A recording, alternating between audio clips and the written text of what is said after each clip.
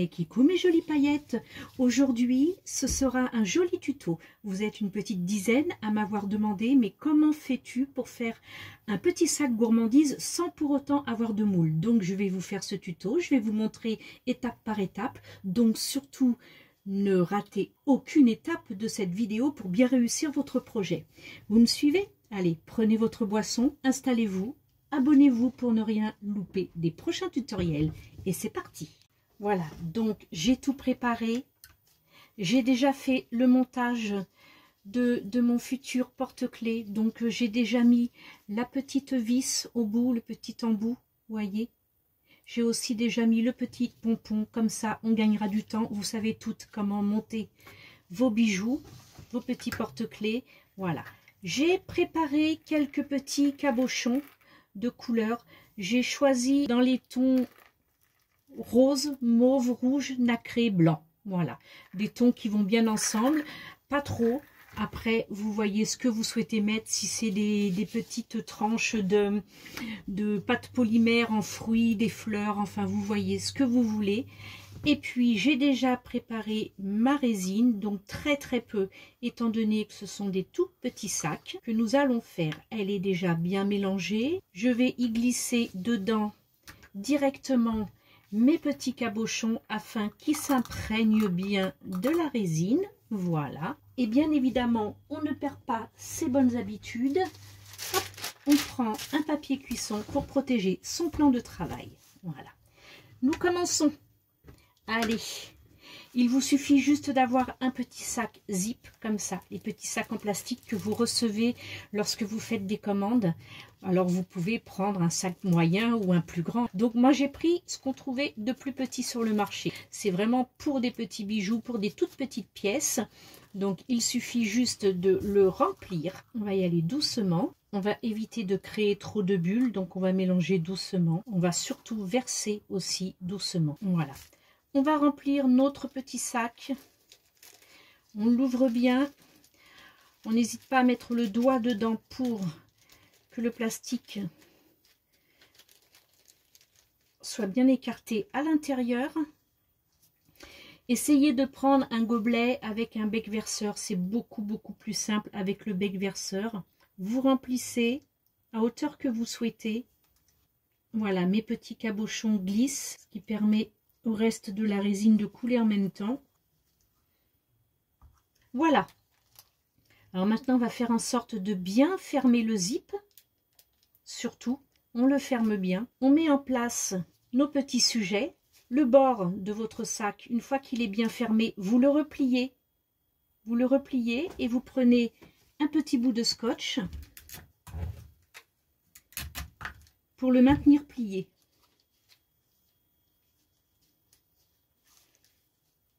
Être sûr qu'il n'y ait pas d'accident de parcours. Voilà, il est maintenu plié. Maintenant, vous mettez vos petites pièces en place. Vous faites en sorte de donner une forme à votre sac. Ah oui, et surtout, avant de refermer et de replier votre sac avec un adhésif, vérifiez que vous avez bien évacué tout l'air de votre sac. Sinon, vous aurez une énorme bulle, forcément. Donc là, on fait en sorte de donner une petite forme au sac, ce sera plus joli, voyez, voilà. Et puis ensuite, on attend tout simplement que ça catalyse si vous n'avez pas la machine. Sinon, vous la mettez sur votre machine, vous remettez en place la forme que vous souhaitez, comme ça me plaît bien. Et puis c'est parti pour 2 heures. Et voilà, on est tout bon. Les 2 heures viennent de se terminer. Donc nous avons un joli résultat. Alors, ce que l'on va faire maintenant, hop, on va ouvrir tout ça. On va couper l'ouverture de notre petit sachet. Voilà.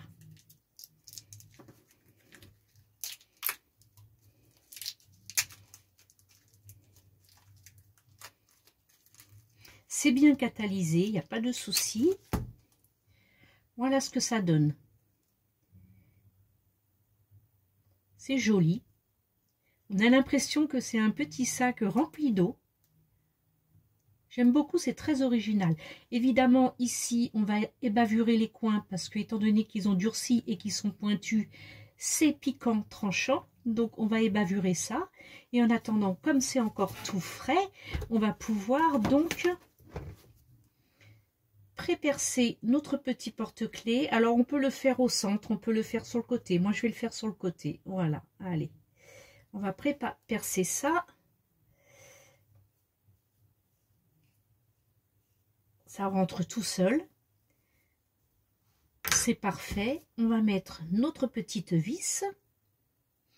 Et ça va finir de catalyser à cœur. Donc la vis sera prise en même temps dans la catalyse. Donc ça, c'est parfait.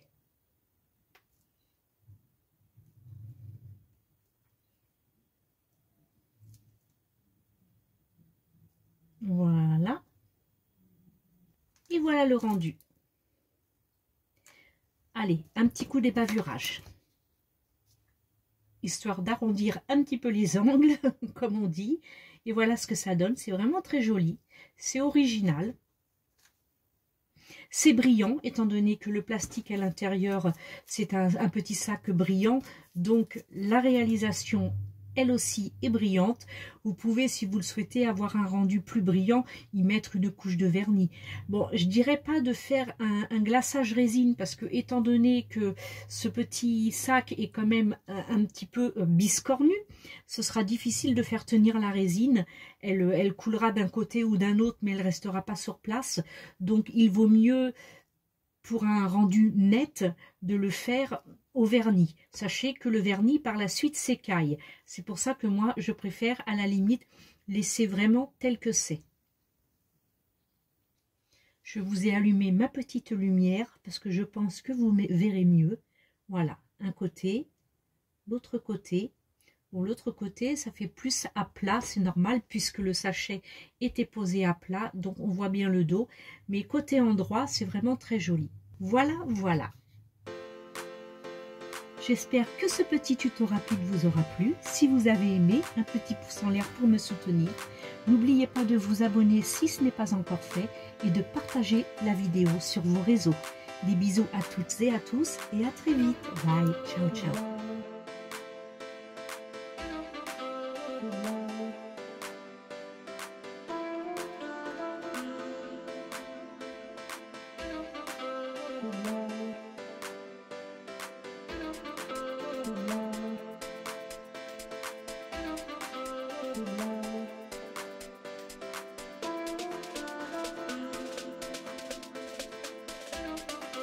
Bye.